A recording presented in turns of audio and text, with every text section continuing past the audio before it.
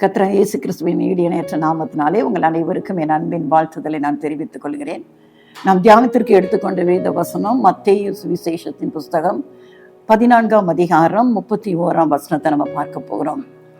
உடனே இயேசு தன்னுடைய கையை நீட்டி, அற்ப விசுவாசியே ஏன் சந்தேகப்பட்டாய் என்றார். அற்ப விசுவாசியே ஏன் சந்தேகப்பட்டாய்?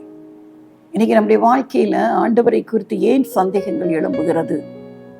நம்ம அநேக நேரம் விசுவாசி என்று தான் சொல்கிறோம். ஆனால் நம்முடைய வாழ்க்கையில அநேக சந்தேகத்திற்கு நாம் இடம் கொடுத்து விடுகிறபடினால அநேக காரியங்களை நாம் பெற்றுக்கொள்ள முடியாதவர்களாய் நாம் மாறி போடுகிறோம்.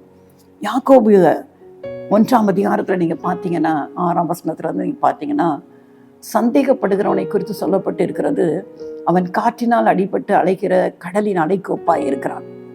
கடல் கரையில் போய் நின்று பாருங்க, அலை எப்படி வரும்? வந்து நல்லா வரும், அடுத்தது இன்னொரு எதிர்த்தாப்புல ஒரு அலை வரும்.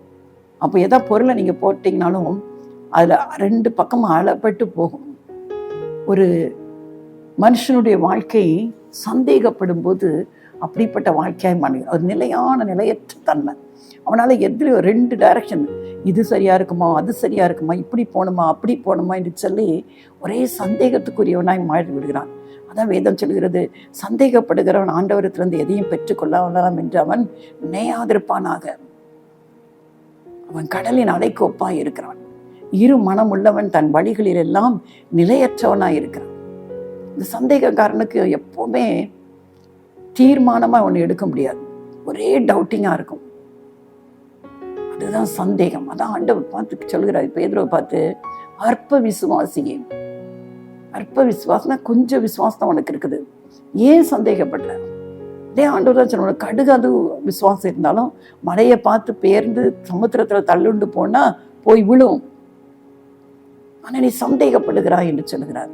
ஏன் இந்த சம்பவம் எப்போ நடந்ததுன்னு பார்த்தா அந்த பின்னணித்தை நம்ம பார்த்தோம் என்று சொன்னால், ஆண்டவர் ஒரு முறை சீஷர்களை முன்னாலேயே படகுல அனுப்பிடுறாரு. அவர் தனித்திருந்து பிதாவோடு இரவு நேரம் ஜெபம் பண்ணிவிட்டு இவங்க படகுல போய் கொண்டு இருக்கும்போது அந்த கலிலேயா கடல்ல ஒரு பெரிய காற்று அடிக்க ஆரம்பிக்கிறது. கஷ்டப்பட்டு படகை தள்ளிட்டு போறாங்க. நான் திடீர்னு கடலின் 4ஆம் ஜாமம் என்று சொன்னால் கிட்டத்தட்ட 4 மணிலிருந்து 6 மணிக்குள்ள என்று சொல்லப்பட்டு இருக்கிறது. இயேசு என்ன செய்யறாரு? அந்த கடலின் மேல நடந்து வருகிறார், தண்ணீர்ல நடந்து வருகிறார். தண்ணீர்ல யாரும் நடக்க முடியாது அல்லவா? கீழே நம்ம காலை வச்சோன்னா முங்கிட்டு போயிடுவோம்.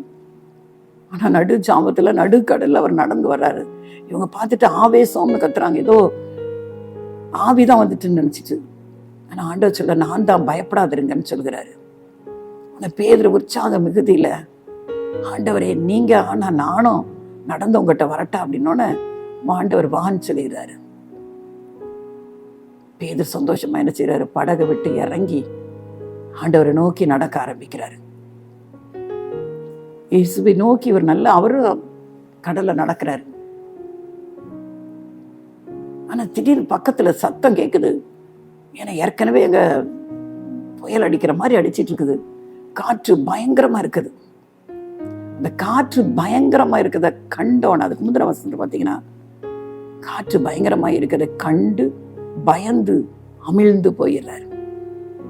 இயேசுவை நோக்கி போயிட்டு இருக்கிற வரைக்கும் தைரியமா நடந்துக்கிறார். அவரு கடல் மேல அப்படியே நடக்கிறாரு.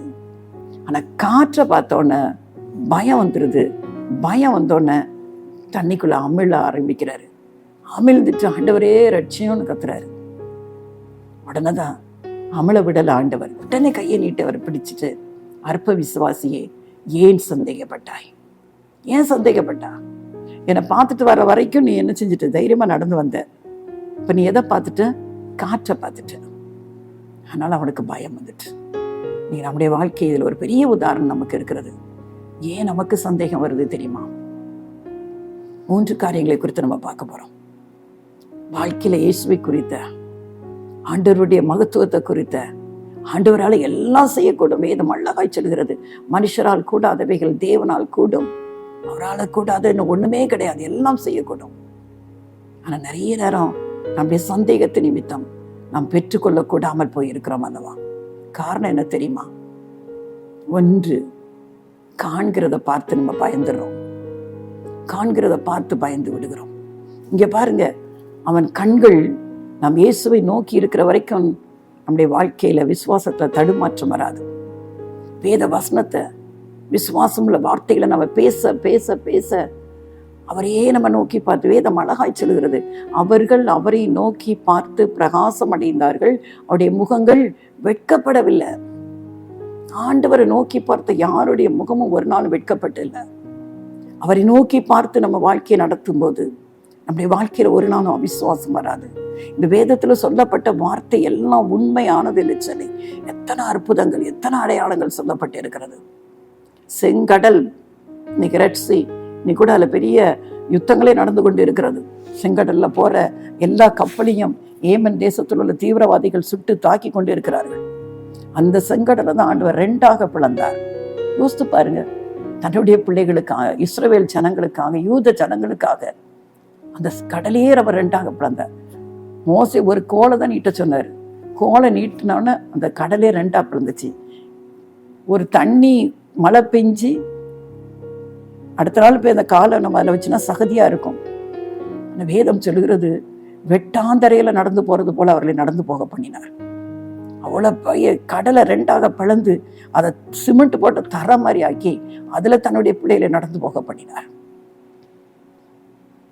அவ்வளவு வலிமை புரிந்து. அப்படி ஒவ்வொரு காரியத்தை நீங்க வேதத்துல அவர் செய்த அற்புதங்களை நீங்க பார்க்கும்போது அவரை நம்பாம இருக்கவே முடியாது அல்லவா? இதெல்லாம் பொய்யாய் நடந்ததுதான் சரித்திரம் சொல்லுகிறது.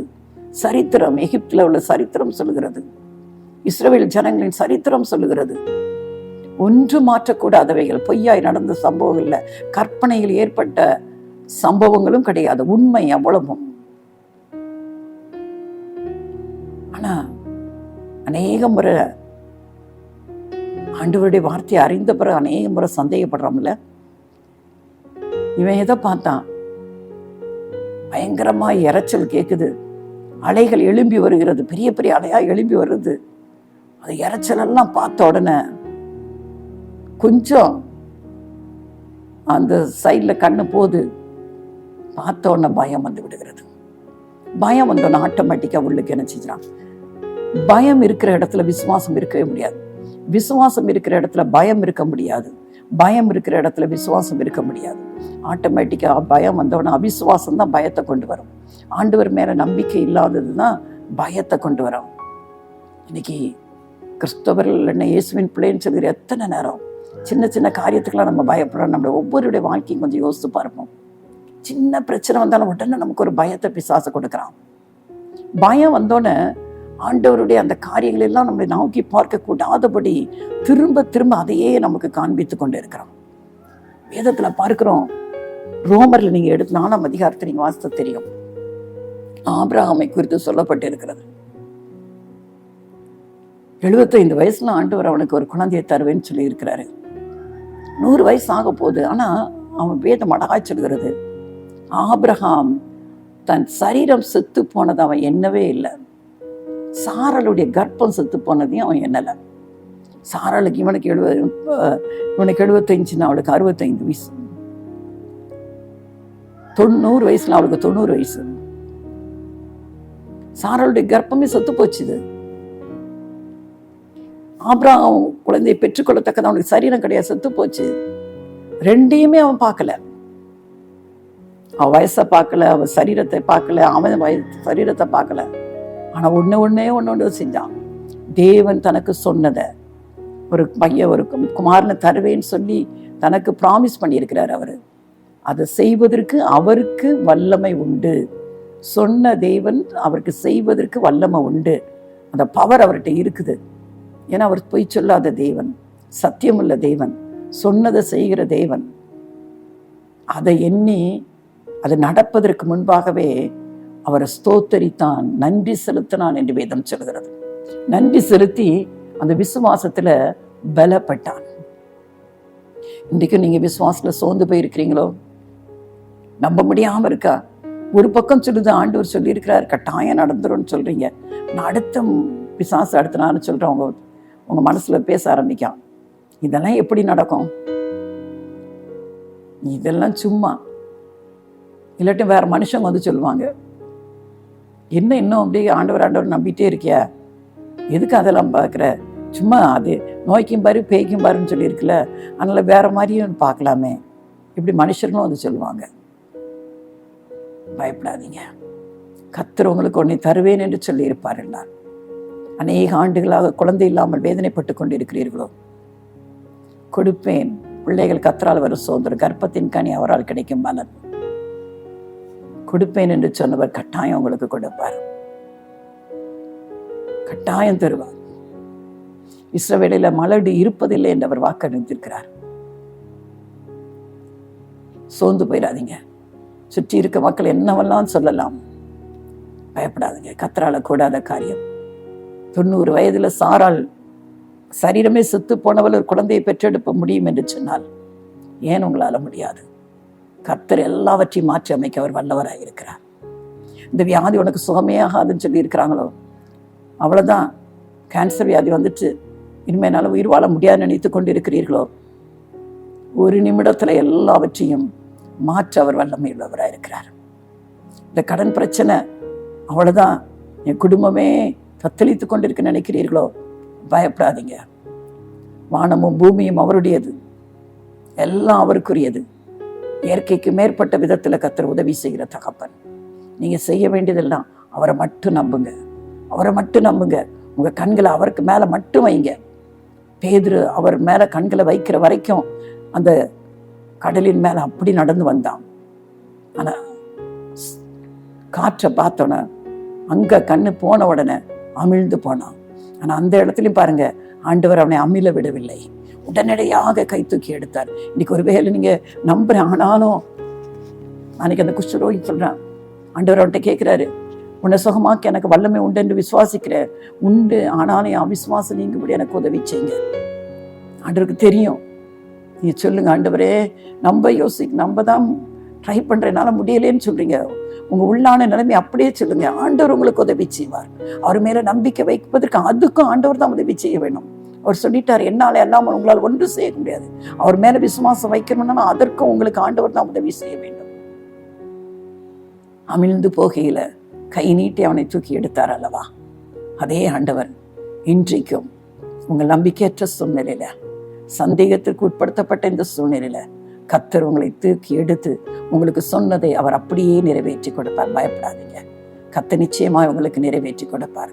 கர்த்தர் உங்கள் கண்ணீரை எல்லாவற்றையும் மாற்றுவதற்கு அவர் உண்மையுள்ள தேவனாக இருக்கிறார். ரெண்டாவது ஒரு காரியத்தை பார்ப்போம். அதே நேரம் பார்க்கிறோம், மார்க்கு சுவிசேஷத்துல நம்ம பார்க்கிறோம், அங்கே ஒரு மனுஷனை குறித்து சொல்லப்பட்டு இருக்கிறது, யவீரு. மார்க் 5வது அதிகாரத்துல நீங்க பார்த்தீங்கன்னா 35, 36 ஆண்டவர் ஜெபாலயத்தால் யவீர் வந்து ஆண்டவர்கிட்ட சொல்ல, என் மகள் மரண அவஸ்தைப்படுகிறா, அவளை நீ வந்து தொட்டு சுகமாக்கணும்னு சொல்லும்போது சரி என்று சொல்லி ஆண்டவர் அவரோடு கூட போய் கொண்டு இருக்கும்போது இடையில ஒரு 12 வருஷமா பெரும்பாடுள்ள ஒரு ஸ்திரீ அவருடைய வஸ்திரத்தின் ஓரத்தையாவது நான் தொட்டா சுகமாவேன்னு சொல்லிட்டு அவளுடைய விசுவாசத்தை பாருங்க. ஆண்டவர்கிட்ட போய் தொடரல, அவருடைய வஸ்திரத்தை தொட்டால் நான் சுகமாயிருவேன். அவளுக்குள்ள அப்படிப்பட்ட ஒரு விசுவாசம். அந்த காலத்துல பெரும்பாடு உதிரத்தின் ஊரல் இருக்கிறவங்க வரவே முடியாது அந்த இடத்துக்கு. ஆனா அது எல்லாவற்றையும் விட்டு விட்டு 12 வருடமாய் எல்லா வைத்தியர்களுக்கும் செலவழித்து ஒரு சுகமும் அவளுக்கு கிடைக்கல. கூட்டத்துக்குள்ள மெதுவா வந்து லேசா அந்த நுனியை தான் தொட்டா. ஆண்டவர் இடத்துல இருந்து வல்லமை புறப்பட்டு அவளை சுகப்படுத்தினது. ஆண்டவர் கேட்டார், என்னை தொட்டது யார்? டீச்சர்லாம் சொல்றாங்க, இத்தனை கூட்டம் உங்களை நெருக்கி கொண்டு இருக்கிறது, உங்களை தொட்டது யாருன்னு எப்படி கேட்குறீங்கன்னு. அவர் சொல்றாரு, என்கிட்ட இருந்து வல்லமை புறப்பட்டது.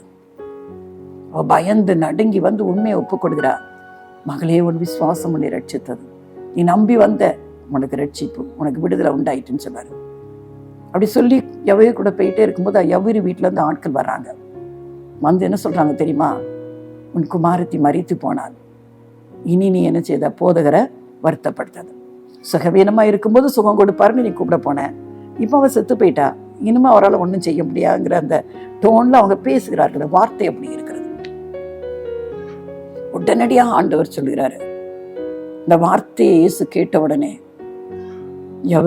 எவருக்கு ஒருவேளை அந்த இடத்துல எப்படி இருந்திருக்கும்? உடனே சொல்றாரு, எவரை பார்த்து சொல்கிறாரு, பயப்படாத, விசுவாசம் உள்ளவனாயிரு. சில நேரம் மற்ற மனுஷருடைய வார்த்தை நம்மை பயப்பட வைத்து விடும். நிறைய பேர் என்ன செய்வாங்க, மருத்துவமனையில யாராவது சுகவீனமானவங்களை பார்க்க போவாங்க. பார்க்க போனால் ஆறுதலின் வார்த்தையை சொல்லணும். அவங்க அங்கே போய் உட்காந்துட்டு பேசுவாங்க. எங்கள் பக்கத்து வீட்டில் இருந்தவங்களுக்கு இவங்களுக்கு இப்படி தான் இருந்துச்சு, இப்படி தான் ட்ரீட்மெண்ட்லாம் எடுத்தாங்க, அப்புறம் செத்து போனாங்க. அவங்க எங்கள் சொந்தக்காரங்களுக்கு இப்படி தான் இருந்துச்சு, அதெல்லாம் இத்தனை வைத்தியம்லாம் பார்த்தாங்க, அப்புறம் செத்து போனாங்க. அந்த வியாதியை படுத்திருக்கிற மனுஷனுடைய நம்பிக்கையை குலைத்து போயிடுற வார்த்தையினாலே என்ன பேசணும் எதுன்னே தெரியாம வெந்த பொண்ணுல வேலை பாய்ச்சுறாங்கன்னு சொல்லுவாங்கல்ல, அது மாதிரி அவரே வியாதி நிமித்தம் வேதனையோடு படுத்திருக்கிற மனுஷன்கிட்ட போய் பயப்படாதீங்க, கர்த்தர் உங்களுக்கு நல்ல சுகத்தை கொடுப்பாரு. டாக்டர்ஸ் என்ன சொன்னாலும் பரவாயில்ல, எல்லாவற்றுக்கும் மேலாக பரம டாக்டர் ஆண்டவராக இயேசு கிறிஸ்து இருக்கிறாரு. உங்க வியாதிகள், சாபங்கள், பலவீனங்கள் எல்லாவற்றையும் அவர் சிலுவையில சுமந்து தீர்த்துட்டாரு. அவரால் கூடாத காரியம் ஒன்றும் இல்லை. அவரால் எல்லாம் கூடும் என்று சொல்லி ஆறுதலின் வார்த்தையை சொல்லப்பட்டு கற்றுக்கொள்ளுங்கள். நம் நிமித்தம் நம் வாயிலிருந்து புறப்படுகிற ஒவ்வொரு வார்த்தையும் மற்றவர்களை தேற்றுகிற வார்த்தையா இருக்க வேண்டும். இங்க பாருங்க, அந்த வார்த்தையை கேட்ட உடனே அவன் அவிசுவாசத்துக்குள்ள போய்விடுவான் என்று சொல்லி தான் ஆண்டவர் அபீரை பார்த்து சொல்கிறார், பயப்படாத, விசுவாசம் உள்ளவனாயிரு. அங்க போறாங்க. அவர் வீட்டுக்குள்ள போகும்போது எல்லாரும் உட்காந்து அழுது கொண்டு இருக்கிறாங்க. அவங்கள பார்த்து அவர் சொல்லுகிறார், அவள் மரித்து போகவில்லை, நித்திரையாயிருக்கிறார், தூங்கிட்டு தான் இருக்கான், அவன் மரித்து போகலங்கிறாங்க. உடனே எல்லாரும் சிரிக்க ஆரம்பிக்கிறாங்க. இவர் என்ன செத்து போன பிள்ளைய பார்த்துட்டு மரித்து போகல, தூங்கி கொண்டு இருக்கிறாருன்னு சொல்கிறாரு. அப்பவும் பாருங்க, இந்த மாதிரிப்பட்ட ஆட்கள் இருந்தா அங்க அற்புதத்துக்கு தடையா இருப்பார். எல்லாரும் வெளியே போக சொல்லிட்டு பேதுரு, யாக்கோபு, யோவானை மட்டும்தான் உள்ள கூட்டிட்டு போய் அந்த பெண்ணின் பெற்றோர் கூட கூட்டிட்டு போய் அந்த பெண்ணை பார்த்து சொல்கிறாரு, தலித்தாகுமே, எழுந்திரு, சிறு பெண்ணே எழுந்திருங்கிறார். உடனடியாக அவள் எழும்பி உட்கார்ந்து உயிர் பெற்றுக் கொண்டாள் என்று பார்க்கிறோம். ஆண்டவருடைய வார்த்தை அவன் விசுவாசத்தை விட்டு வழுகாதபடி அன்றைக்கு காத்து கொண்டது. பயப்படாத, விசுவாசம் உள்ளவனாயிரு என்று சொன்னாரு. அப்ப அநேகர் வார்த்தை நிமித்தம் நாம் சந்தேகத்துக்கு பார்க்கிறது. பேதுரு பார்த்து பயந்தான். வார்த்தைகள் சந்தேகத்தை நமக்கு கொண்டு வந்து விடும். இப்படிதான் சந்தேகம் நம்முடைய வாழ்க்கையில வர ஆரம்பிக்கிறது. இன்னொரு கடைசியாக ஒரு காரியத்தை நாம் பார்க்கலாம். யோவான் சுவிசேஷத்துல பார்க்கிறோம். யோவான் சுவிசேஷம் 11ஆம் அதிகாரத்துல நீங்க பாத்தீங்கன்னா 39-40 வசனம், அங்க லாசரு மரித்து போகிறான். ஆண்டவருக்கு சொல்லி அனுப்புறாங்க, வியாதியா இருக்கிறான், நீங்க நேசிக்கிறவன் வியாதியா இருக்கிறான், நீங்க வாங்கன்னு சொல்லி அனுப்புறாங்க. ஆனா ஆண்டவர் பின்னும் அந்த இடத்துல 2 நாள் தங்கிட்டு 4ஆவது நாள் தான் போறாரு. அதுக்குள்ள லாசரு மரித்து போகிறான். மார்த்தாள் வந்து சொல்றாங்க, நீங்க மட்டும் இங்க இருந்துன்னா என் சகோதரன் மரித்தே இருக்க மாட்டானேன்னு சொல்லிட்டு. ஆண்டவர் சொல்றாரு, நீ விசுவாசி, நானே உயிர்த்தெழும் ஜீவனுமாய் இருக்கிறேன், என்னை விசுவாசிக்கிறவன் மரித்தானும் பிழைப்பான் என்று சொல்கிறார். மரியாள் வராங்க. மரியானா அவங்க பாதத்துல விழுந்து அழுறாங்க, நீங்க மட்டும் இயேசுவே இங்க இருந்திருந்தீங்கன்னா என் சகோதரன் மரித்து போயே இருக்க மாட்டானே என்று சொல்லி அழுகுறாங்க. இங்க இருக்க அத்தனை பேரும் அழுறாங்க. அந்த அழுகையை பார்த்து ஆண்டவரும் கண்ணீர் விடுற, ஏன்னா அவ்வளவாய் லாசருவை நேசித்தார் ஆண்டவர். ஆனா சொல்லுகிறார், அந்த கல்லறைக்கு போகணும் அப்படின்னு சொல்லுகிறார். அங்க போனோன்னு அந்த கல்லறையை மூடி ஒரு பெரிய கல் வைத்திருக்கிறாங்க, அந்த கல்லை புரட்டி போடுங்கன்னு சொல்றாங்க. மார்த்தாள் சொல்லுகிறார், ஆண்டவரே அவன் மரித்து போய் 4 நாள் ஆயிற்றப்பா, இப்போ அது நாறி கொண்டு இருக்கும் அப்படின்னு சொல்றான். இதான் சூழ்நிலைகளை பார்க்கிறது. நீங்க சந்தேகம் எங்க வரும் தெரியுமா? சூழ்நிலையில பார்த்தோன்னு நம்புறதுக்கே நம்மளால முடியாம போயிடும். சில பேர் ரொம்ப மரணப்படுக்கையில இருப்பாங்க. அவங்க படுகிற அவஸ்தை மற்றவங்க சொல்லுவாங்க இவ்வளவுதான் அப்படின்னு சொல்லுவாங்க. அதெல்லாம் பார்க்கும்போது சில பேர் கடன் பிரச்சனை தலைக்கு மேல போயிடும். யோசித்து பார்ப்பாங்க, எந்த விதத்திலையும் கடனை அடைக்கிறதுக்கே முடியாது. அப்படிப்பட்ட சூழ்நிலையில வாழ்ந்து கொண்டு இருப்பாங்க. என்னால நிறைய பேர் அதனாலதான் தற்கொலைக்கே போயிடுறாங்க. ஏன்னா அவங்க சூழ்நிலையை பார்க்கறாங்க, அடைக்கிறதுக்கே சான்ஸ் கிடையாது. இதான் சூழ்நிலை ஒரு மனுஷனை சந்தேகத்துக்குள்ள கொண்டு போய் சேர்த்து விடும். படிச்சிருப்பாங்க, நிறைய இன்டர்வியூ அட்டன் பண்ணியிருப்பாங்க, வேலையே இல்லாம இருக்கும். ஆட்டோமேட்டிக்கா அவங்களுக்குள்ள என்ன வந்துடும்? ஒரு சந்தேகம். தர வேலைக்கு ட்ரை பண்ணிட்டேனே, எனக்கு வேலையே கிடைக்கல, எனக்கு இனிமே வேலை கிடைக்குமா? ஒரு சந்தேகம். பிள்ளைகளுக்கு திருமணம், வயசு ஆயிட்டே போகும். கூட உள்ள பிள்ளை எல்லாருக்கும் திருமணமாக இருக்கும். ஐயோ, என் பிள்ளைக்கு திருமணம் ஆகலையே, எத்தனை மாப்பிள்ளை வந்தாலும் முடியலேன்னு சொல்லி இந்த சூழ்நிலையை பார்த்து அவர்களுக்குள்ள ஒரு சந்தேகம். இனி திருமணம் ஆகுமா என்று சொல்லி ஒரு சந்தேகம். இத்தனை ஆண்டுகள் ஆகிவிட்டது, இன்னும் குழந்தை இல்லையே, எல்லாருக்கும் குழந்தை இருக்கு, என் பிள்ளைக்கு இல்லையே என்று சொல்லி அதெல்லாம் பார்த்து இல்லை டாக்டர்ஸ் ரிப்போர்ட்டை பார்த்து சந்தேகம். சூழ்நிலைகள் சந்தேகத்தை கொண்டு வந்து விடுகிறது இல்லையா? இப்படிப்பட்ட சூழ்நிலைகள் இன்றைக்கு உங்களை நெருக்கி கொண்டு இருக்கிறதோ? நீங்க பார்க்கிற சூழ்நிலைகள் ஆண்டவரை நம்பக்கூடாதபடி உங்களை சந்தேகத்துக்குள்ள கொண்டு போய் இருக்கிறதோ? அவன் அதான் சொல்ற, 4 நாள் ஆயிற்று, அவன் மரிச்சு போய் 4 நாள் ஆயிற்று, இப்ப நாற்றம் எடுக்க ஆரம்பிக்குமே ஆண்டவரை என்று சொல்லி. அப்பதான் மார்த்தாள்கிட்ட ஆண்டவர் சொல்லுகிறார், மார்த்தாளே, நான் உனக்கு சொல்லவில்லையா, நீ விசுவாசித்தால் தேவனுடைய மகிமையை காண்பாய். நீ நம்ப மட்டும் செய், தேவன் பெரிய காரியங்களை செய்வார். இன்னைக்கு யாரெல்லாம் சந்தேகப்பட்டு எனக்கு இது நடக்கவே நடக்காது என்று சொல்லி சோர்ந்து போயிருக்கிறீங்களோ, கண்ணீர் வடித்து கொண்டு இருக்கிறீர்களோ, ஆண்டவர் உங்ககிட்ட தான் சொல்றாரு, நீ விசுவாசி, நம்பு. சூழ்நிலையை பார்க்காத, கண்ணால காண்கிறத பார்க்காத, காதால கேட்கிற வார்த்தைகளை கேட்காத, சுற்றி நடந்து கொண்டிருக்கிற காரியங்களை பார்க்காத, நீ விசுவாசிக்க மட்டும் செய். நீ தேவனுடைய மகிமையை காண்பாய், தேவனுடைய மகிமையை காண்பாய். தேவனால கூடாத காரியம் ஒன்றுமில்லை. குருடரின் கண்களை திறந்தவர், செவிடரின் செவிகளை திறந்தவர், குஷ்டரோகிகளை சுகமாக்கினவர், பிசாசுகளை துரத்தி ஜனங்களை விடுவித்தவர், மரித்தவரை உயிரோடு எழுப்பினவர், விதவியின் மகன் மரித்து அடக்கம் பண்ணப்படும் போது வாலிபனே எழுந்திருந்தோன்னு எழும்பினான் அல்லவா? எவ்வளவு கொடியதா இருந்தாலும், எல்லாரும் கைவிட்டு இருந்தாலும் ஆண்டவரால் கூடாத காரியம் ஒன்றுமில்லை. கர்த்தரை நம்புங்க. அற்ப விசுவாசியே ஏன் சந்தேகப்பட்டாய்? சந்தேகத்தை விட்டு விடுங்க. ஆண்டவர்கிட்ட அதையும் சொல்லுங்க, ஆண்டவரே, சந்தேகப்படாம இருக்கதான் நினைக்கிறேன், ஆனாலும் என்னால முடியலையே. அதாவது நம்ம ஆண்டவரை மாதிரி இரக்கம் உள்ளவர் யாருமே கிடையாது. உண்மையை ஒப்புக்கொள்ளணும். ஆண்டவர், உண்மையாவே நான் சந்தேகம் தான் படுகிறேன்ப்பா, என்னால இந்த சந்தேகத்துல இருந்து வெளியே வர முடியல, எனக்கு நீங்க தான் உதவிச்சிங்க. நீங்க சொன்னீங்கல்ல, என்னாலே அல்லாமல் உங்களால் ஒன்று செய்யக்கூடாதுன்னு சொல்லி இருக்கிறீங்கல்ல. இந்த சந்தேகத்திலிருந்து எனக்கு ஆண்டவரே நான் வெளிவர உதவிச்சிங்க. உங்க முழுமையாய் நம்புவதற்கு, உங்களை முழுமையாய் விசுவாசிப்பதற்கு எனக்கு உதவி செய்யுங்கன்னு அவர்கிட்ட கேளுங்க. ஆண்டவர் இந்த சந்தேகத்தையும் உங்களை விட்டு எடுத்து போட்டு விடுவார். உங்களை விசுவாசத்துல வல்லவர்களாய் மாற்றுவார். ஆபிரகாமை போல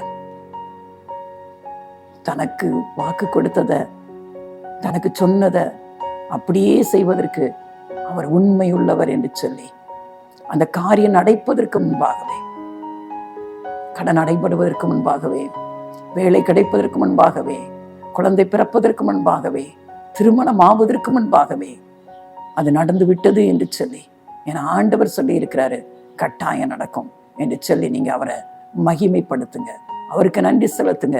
நீங்க சொன்ன வார்த்தையின்படி எனக்கு செய்றீங்கன்னு சொல்லி அவருக்கு நீங்க நன்றி சொல்ல ஆரம்பிக்கும் போது அந்த காரியத்துல பெரிய அற்புதத்தை நீங்க பார்க்க போறீங்க.